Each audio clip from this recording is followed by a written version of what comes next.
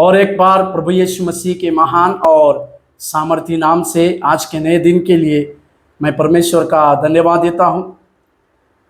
प्रभु के वचन के साथ अपने जीवन की शुरुआत करना ये एक बड़े उपलब्धि हमारे जीवन में परमेश्वर के द्वारा मिली है। इफिसियों का पत्री उसके 2 अध्याय और 4 वचन की ओर अपने ध्यान को हम आकर्षित करें। इफिसियों का पत्री उसके 2 अध्याय और 4 वचन, जहाँ पर लिखा हुआ है, परंतु परमेश्वर ने जो दया का धनी है, अपने उस बड़े प्रेम के कारण जिससे उसने हमसे प्रेम किया। यहां पर प्रेरित पौलुस परमेश्वर ने किस प्रकार से मृत्यु से जीवन की ओर हमें लेकर गया, या वो परमेश्वर ही है जो हमें मृत्यु से जीवन की ओर लेकर जाने वाला सामर्थी परमेश्वर। इसके विषय में इसी इफिसियों के पत्री 2 अध्याय में संक्षिप्त बातों को जब प्रेरित पौलुस लिखते हैं तो उसमें कई एक बातों का वो वर्णन करते हुए हम देखते हैं। यहाँ पौलुस परमेश्वर के उस प्रेम को भी हमें याद दिलाते हैं। उस परमेश्वर का प्रेम जो सनातन प्रेम है, वो आगापे प्रेम रखने वाला परमेश्वर है। इसकी बातों को याद दिलाते हुए उस परमेश्वर के अद्भुत बातों को भी वो समझाने की कोशिश करते हैं। यहाँ पर पौलुस परमेश्वर के एक चरित्र को भी वहां पर रखते हैं। परमेश्वर का चरित्र के बारे में लिखते समय परमेश्वर ने जो दया का धनी है, उस दया का धनी रहना, ये परमेश्वर के चरित्र की बातों को यहाँ पौलुस हमें याद दिलाते हैं।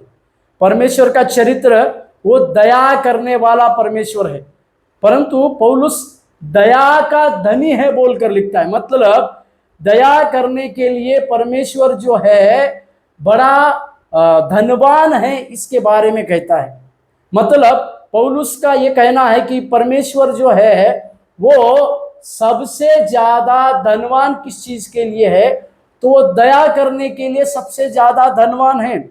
ये दया जो परमेश्वर का एक गुणों में से, एक चरित्र में से एक बात आती है। और दूसरे भाग में वो लिखता है, उसने उस बड़े प्रेम के कारण, मतलब परमेश्वर ने, पहले वो कहता है कि वो दया का धनी है, और परमेश्वर के बड़े प्रेम के कारण, मतलब परमेश्वर ने हर एक मनुष्य के लिए छोटा या साधारण प्रेम को नहीं दिखाया, वो सबसे बड़ा प्रेम दिखाया। या वो परमेश्वर सबसे बड़ा प्रेम रखने वाला परमेश्वर है, वो परमेश्वर सबसे बड़े प्रेम का धनी है। इस बातों की भी पूर्ति यहाँ पर पौलुस कहते हैं।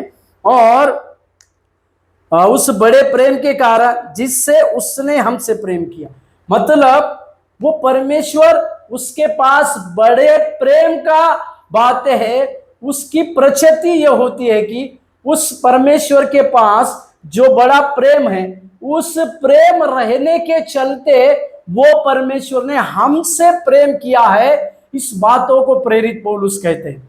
मेरे प्यारों, आज सवेरे के समय में फिर से कई एक प्रकार की बातें अगर हमारे जीवन में हो रही होंगी, फिर भी हम उस परमेश्वर के बड़े प्रेम को समझने की जरूरी है।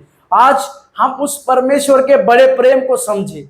आज हम उस परमेश्वर के जो दया का धनी है, उसकी दया को समझे, और अपने जीवन में परमेश्वर की बड़ी दया और परमेश्वर के अनगिनत प्रेम की बातों को अपने जीवन में लागू करते हुए आगे की ओर बढ़े।